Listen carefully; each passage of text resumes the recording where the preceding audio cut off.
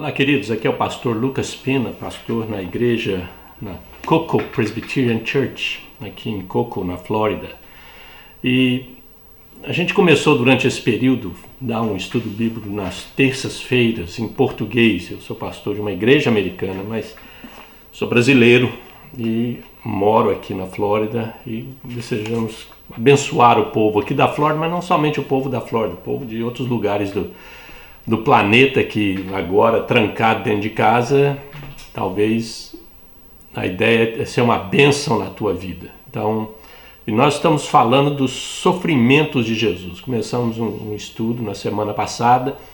Você pode checar esse vídeo no nosso canal, né? Nós temos um canal no YouTube, se você puder registrar, compartilhar, chama Um Pingo de Prosa. Eu também faço meditações diárias, todo dia, da segunda a sexta, eu faço um pingo de prosa, que é 3 minutinhos de uma meditação bíblica, um versículo ou 2 da Bíblia, e medito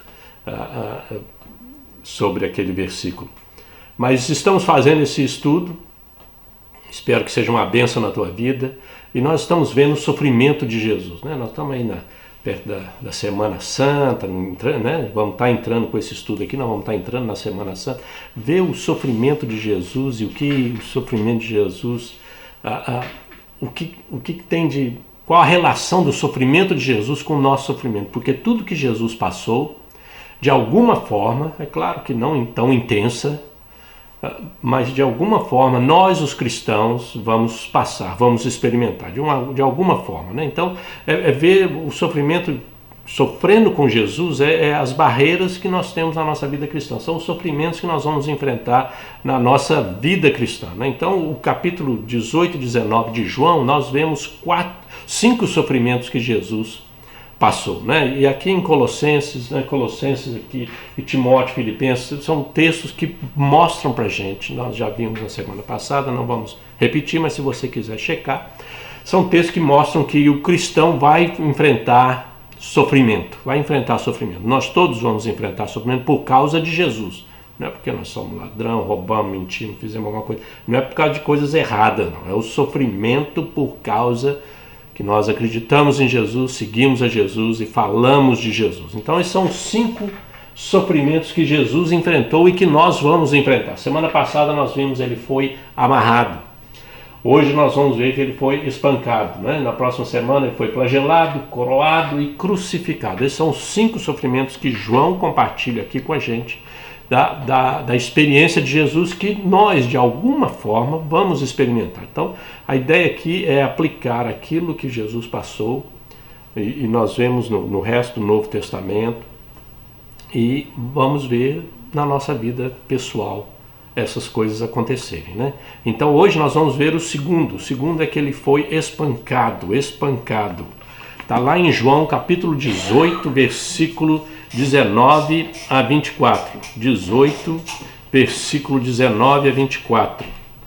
Enquanto isso, o sumo sacerdote interrogou Jesus acerca dos seus discípulos e dos seus ensinamentos. Respondeu-lhe Jesus: Eu falei abertamente ao mundo, sempre ensinei nas sinagogas e no templo, onde todos os judeus se reúnem. Nada disse em segredo. Por que me interrogas? Pergunta aos que me ouviram, certamente eles sabem o que eu disse. Quando Jesus disse isso, um dos guardas que estava perto bateu-lhe no rosto. Isso é jeito de responder ao sumo sacerdote? Perguntou ele. Respondeu Jesus: Se eu disse algo de mal, denuncie o mal. Mas se falei a verdade, por que me bateu? Então Anás enviou Jesus de mãos amarradas a Caifás, o sumo sacerdote. Então ele foi espancado,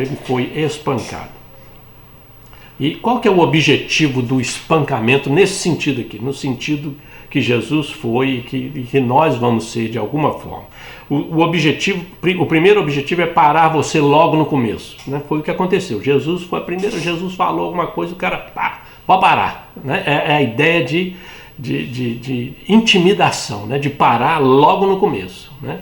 Fazer você, o outro objetivo é você fazer você usar as armas que eles usam, ou jogar com as suas regras. Essa é a ideia. Ele vai te bater, ele está te chamando para briga, né? E a ideia é você reagir do jeito que ele fez. Quando você faz isso, aí você perde o argumento, né? Todo o seu testemunho vai embora. Se a pessoa te xinga, você xinga de volta, bum, acabou, né? O testemunho foi embora. A pessoa te empurra, você empurra de volta. A pessoa te bate, você bate de volta. O testemunho foi embora. Como é que você vai consertar aqui? Oh, mas você é um crente, um cristão, fazer um trem desse, né? Não, mas ele fez primeiro, não sei o quê. Aí não adianta. Você pode arrumar a desculpa que você quiser, que não vai resolver. É o que eu coloco aqui, é um beco sem saída, né? Aqui em inglês a gente fala no win situation, não tem uma maneira de vencer isso, não tem uma maneira, não tem vitória à vista, é sem vitória à vista, não tem jeito. Se você jogar com a regra deles, se você reagir da mesma forma que eles agiram com você, você perde, logo no começo você já perde a tua autoridade, já perde o testemunho, já perde tudo, acabou, um abraço. E para recuperar isso vai ser um desespero, né? Então esse é o objetivo, né? O objetivo é fazer você parar logo no começo. Quais são os frutos do espancamento? O que o espancamento vai causar na sua vida, na minha vida, na nossa vida como cristão? Vamos dar uma olhada nos frutos do espancamento. Se você der uma olhada em Mateus capítulo 5, Mateus capítulo 5, verso 39. Mateus 5, 39. Vamos dar uma olhada lá. Se alguém o ferir na face direita, ofereça-lhe também a outra. E eu vou voltar nesse versículo, mas vamos dar uma olhada em Isaías, e aí a gente volta nesse versículo aqui. Isaías 50. Isaías 50 é um versículo profético, messiânico. Está falando de Jesus, ele está falando do servo. Ele está falando do servo. Então 50, versículo 6 diz assim: ofereci minhas costas àqueles que me batiam, meu rosto àqueles que arrancavam minhas barbas. Não escondi a face da zombaria e dos cuspes. E aí, se a gente for em Atos, capítulo 4. Atos 4. Versículo 17 a 22, olha o que está escrito aqui. Todavia, para impedir que isso se espalhe ainda mais entre o povo, precisamos adverti-los de que não fale com mais ninguém sobre esse nome. Então, chamando-os novamente, aqui é o Sinédrio, né, falando com os apóstolos, né, chamando-os novamente, ordenaram-lhes que não falassem nem ensinassem em nome de Jesus. Mas Pedro e João responderam: julguem os senhores mesmos se é justo aos olhos de Deus obedecer aos senhores e não a Deus, pois não podemos deixar de falar do que vimos e ouvimos. Depois de mais ameaças, eles os deixaram ir. Não tinham como castigá-los, porque todo o povo estava louvando Deus pelo que acontecera, pois o homem que fora curado milagrosamente tinha mais de 40 anos de idade. Essa história é muito conhecida. A ideia aqui é simplesmente produzir dúvida.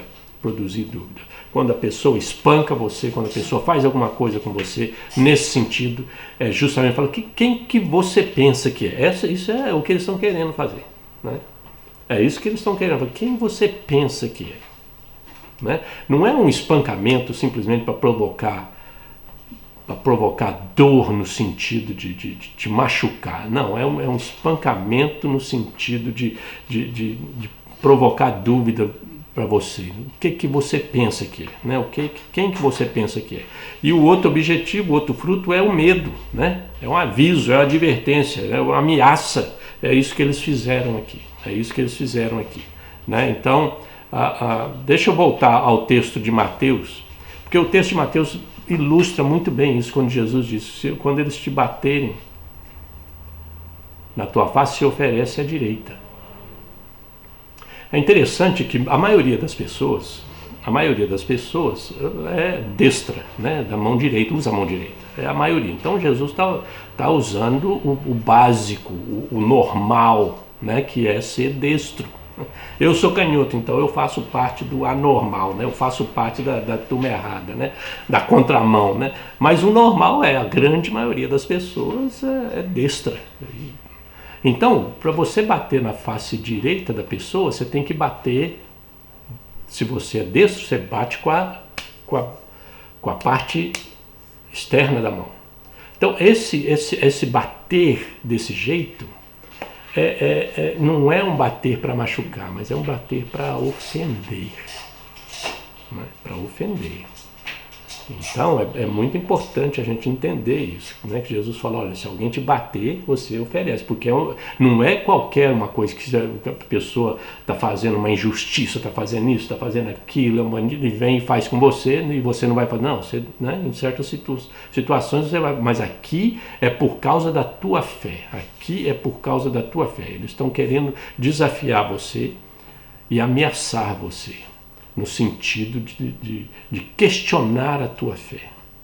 Então é uma pancada, é um espancamento diferente, né? Diferente. E é muito importante a gente entender isso, né? Que Jesus está falando, não, quando esse tipo de espancamento acontecer, você tem que dar o outro lado, né? Então ele está explicando isso, né? Ele vai produzir medo, né? É isso que eles fizeram aqui, né? Chamaram os apóstolos, olha, não queremos que você, não faz mais isso, não fala mais, não isso, não, e ameaçaram, foi um aviso, foi uma ameaça, né? Então é muito interessante a gente entender o que está acontecendo aqui. Jesus passou por isso, os apóstolos passaram por isso e nós certamente vamos passar por isso. E Jesus já havia ensinado os apóstolos como é que reage dessa forma. Quando isso acontece com você, por causa da sua fé, por causa de Jesus, por causa da sua vida cristã, por causa do seu testemunho, então aí muda de figura. Né? Muda completamente de figura. Não é por causa que você fez algo errado, não é por causa que a pessoa não gosta da tua roupa ou isso ou aquilo. Não, é algo relacionado à tua vida com Deus. Então a tua reação tem que ser diferente. Então vamos dar uma olhada como é que nós devemos reagir quando isso acontece. Porque isso é um aspecto intimidador, né? Quer intimidar a gente. Então ele dá aquela pancada, fala, o que você pensa que você é? Né? O que você está fazendo aqui? Você não tem nada para falar, você não tem nada para dizer. E vai colocar dúvida e todas as outras coisas, né? E ameaçar. Né? Então, como é que nós devemos reagir quando isso acontece na nossa vida? Né? Então, esse é o desafio para todos nós. Como reagir? Vamos ver alguns textos e depois eu dou uma olhada no que eles falam. Vamos dar uma olhada lá em Filipenses, porque Paulo, você vê ali, a Bíblia está cheia disso, né? De Jesus, Paulo, eles passaram por esse tipo de coisa, eles sabem o que eles estão falando. Então vamos dar uma olhada lá em Filipenses, capítulo 1, versículo 27 e 28. Filipenses, capítulo 1, versículo 27 e 28. Não importa o que aconteça, exerçam a sua cidadania de maneira digna do Evangelho. Maneira digna do Evangelho de Cristo, para que assim, quer eu vá e os veja, quer apenas ouça a seu respeito em minha ausência, fique eu sabendo que vocês permanecem firmes num só espírito, lutando unânimes pela fé evangélica, sem de forma alguma deixar-se intimidar por aqueles que se opõem a vocês.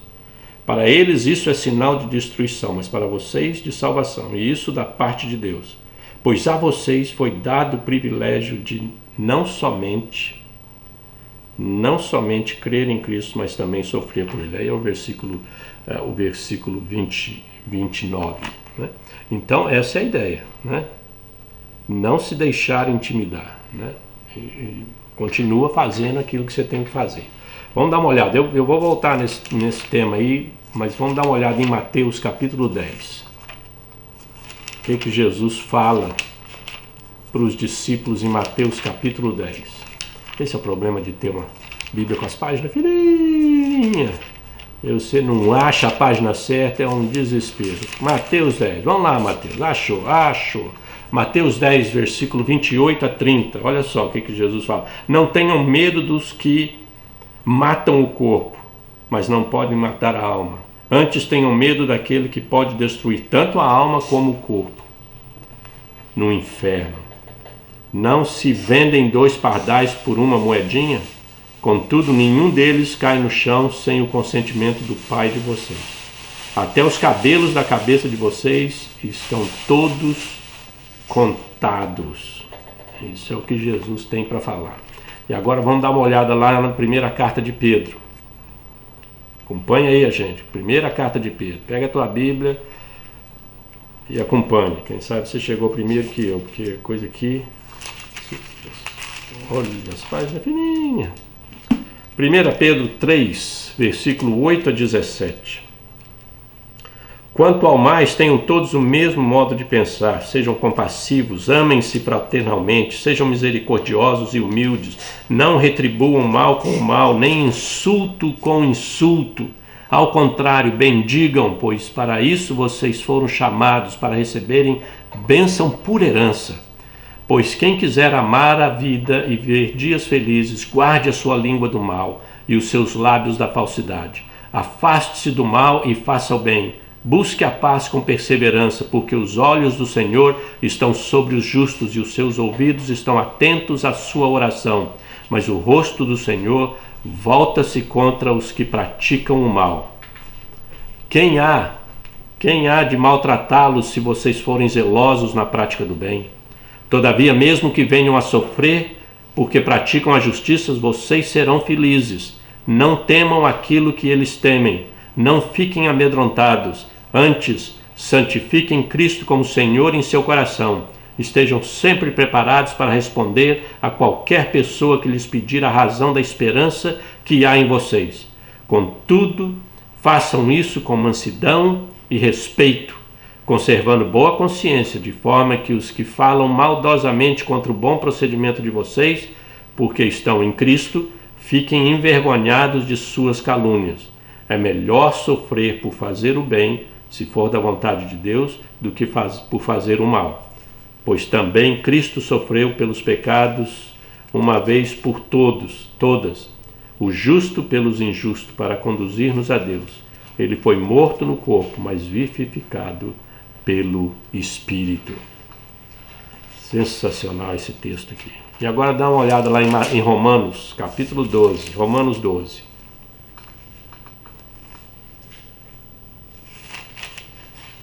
Romanos 12, versículo 17 a 21. Não retribuam a ninguém mal por mal. Procurem fazer o que é correto aos olhos de todos.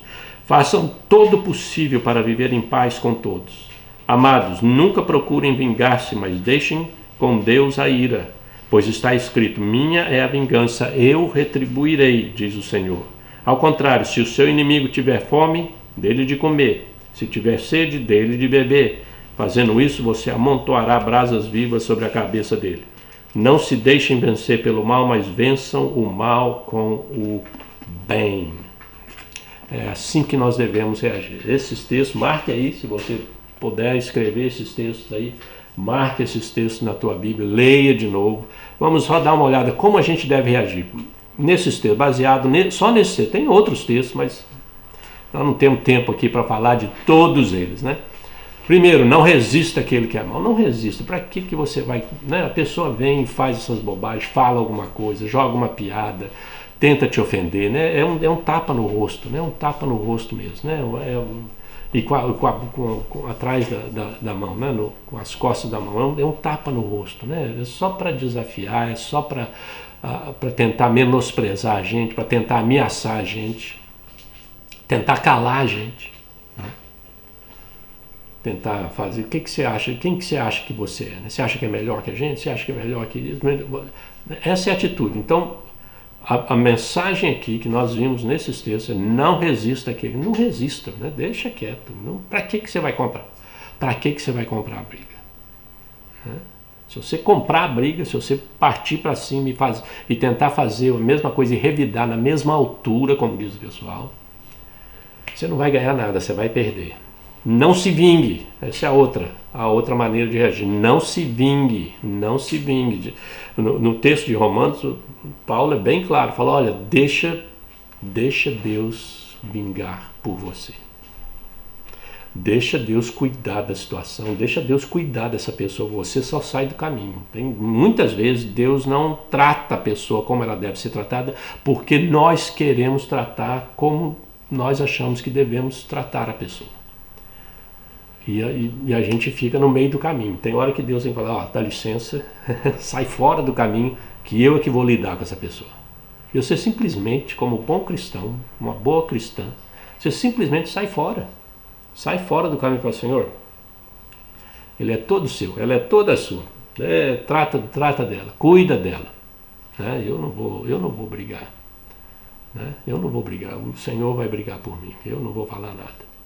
Né? Então não se vingue, é o que Paulo fala, não se vingue. Quando a gente faz isso, essa atitude, né, consome as pessoas, é algo extraordinário. Né? E a ideia de que você faz, e tem outra coisa que Paulo fala naquele versículo lá, é que se o teu inimigo tiver fome, você dá de comer, se tiver sede, dá de beber, eles não vão entender, vai queimar os fusíveis, tudo ali, vai dar um choque na cabeça dele, o que está acontecendo, né? Eu tratei eles mal, eu falei mal dela, eu fiz fofoca, eu fiz isso, eu fiz aquilo e tal, e agora quando eu preciso, é ele ou ela que está aqui para me ajudar. Essa é a beleza do Evangelho, essa é a beleza do Evangelho. A outra maneira de reagir, não permaneça, né? Permaneça firme na fé cristã. Essas atitudes deles é simplesmente de fazer você parar, dar um tapa e, pode parar. Né? E você fala, não, eu sou crente mesmo, né? Não vou parar não, eu vou continuar orando, né? Que nem Daniel fez, vou continuar orando, vou continuar lendo a Bíblia, vou continuar servindo, vou continuar indo à igreja, vou continuar adorando a Deus, vou continuar fazendo a obra de Deus, eu vou continuar. Né? Não permaneça na fé, não desanime da tua fé, porque por isso que é importante a gente saber que essas coisas vão acontecer na nossa vida, para a gente já estar preparado, né? Não torça a sua fé. Eu não sei se essa é a melhor palavra, né? A palavra em inglês que eu tinha aqui no meu estudo é bend a fé, né? Não dá um jeitinho na tua fé, né? Não acomode a tua fé com essas situações, né? Que muitas vezes a gente fala assim, não, mas ele não quer que eu faça, então eu vou ter que dar um jeitinho. Não é bem assim que eu acredito. Não, Deus não fala bem assim. Não, a Bíblia tem algumas coisas lá que está meio errada, não sei o quê. Não acomode, né? Não torça no sentido de dar uma mudada na sua fé, né? Não faz isso, né? Não faz isso. É por isso que Paulo, Pedro, todos, Jesus falou, olha, fica firme, né? E permaneça na fé, e na fé mesmo, na fé do Senhor Jesus, né? Então é essa fé, né? Não vai ficar inventando uma coisa diferente, eu acredito, mas não é bem assim, né? Quando a gente fica com medo, a gente pensa, não, mas você falou que você acredita, não, mas você não entendeu direito, não é bem assim. E aí pronto, a gente começa a inventar coisa, torcer aqui, torcer ali, dar uma mudada aqui, uma mudada ali para acomodar a nossa fé com o que as pessoas querem, né? Não faça isso. A outra maneira de reagir, dê razão da sua esperança, esteja preparado, isso é o que Pedro fala. Você tem que estar preparado. É por isso que a gente precisa estudar a Bíblia, ler a Bíblia, meditar na Bíblia, memorizar se puder, estar preparado. Quando a pessoa falar assim, aí, o que você acredita? Você sabe o que você acredita. Qual que é a razão da sua esperança? Você tem esperança nessa vida? Você tem esperança em alguma coisa? Qual que é a razão? Me fala aí alguma coisa. Eu vou chamar o pastor, ligar para o pastor. Não, você tinha que saber, na hora ali, naquele momento. Você tinha que ter a resposta, né? Então dê a razão da sua esperança. A outra maneira de reagir, santificar Cristo como Senhor no nosso coração. Tenha certeza de que Jesus é o Senhor da tua vida. Separe Jesus, ponha Jesus no centro da tua vida como Senhor da tua vida. Santifique a Cristo como Senhor nos seus corações. Isso é o que Pedro fala. Santifique-o como Senhor. Ele tem que ser o Senhor da tua vida. É muito importante. E tema a Deus acima de tudo. Tema a Deus acima de tudo. É o que Jesus falou. É muito interessante o que Jesus falou, porque o pessoal estava falando, não, mas vai ser perseguido, vai ser isso. Não, mas se eu falar isso, se eu dizer, eu posso morrer. Eles podem me matar. E aí Jesus fala algo muito interessante. Ele fala assim, olha, vocês precisam temer. Temer é ter medo mesmo. Temer aquele que pode não só matar o teu corpo, mas te mandar para o inferno. É esse que vocês têm que temer. Os outros, eles só podem matar teu corpo. Eles não podem fazer mais nada. Acaba ali a coisa. Eles não podem fazer mais nada com você. Né? O que eles podem fazer? Podem matar. Né? E aí? O que mais que eles podem fazer? Não, acabou. Para nós acabou ali. Matou, morreu. Nós vamos para o céu, na presença do Senhor, um abraço. Mas Jesus falou, mas o que vocês têm que temer mesmo é aquele que depois que mata o corpo, ele ainda pode fazer mais alguma coisa com vocês. Esse é quem nós devemos temer. Esse é quem nós devemos temer. E aí Jesus vai falar, olha, um pardal, né, um passarinho, vocês valem muito mais do que ele. E eles não caem. A tradução do versículo ali é um pouquinho, né, eles não pousam sem que seja da vontade do Pai. Os cabelos da tua cabeça estão contados. Quer dizer, nós servimos um Deus que é soberano, que tem controle de todas as coisas, inclusive das coisas ruins que acontecem na nossa vida. Então, quando formos espancados, não é porque Deus distraiu e alguma coisa aconteceu com a gente, não. Deus continua no controle de todas as coisas. E é muito importante que a gente aprenda isso. Nós vamos sofrer com Cristo. E pessoas vão vir e vão nos espancar nesse sentido, nos intimidar. É uma ação de intimidação, de nos esbofetear, né? Talvez essa fosse a melhor palavra para esse estudo, esbofetear, né? com a parte de fora da mão. Né?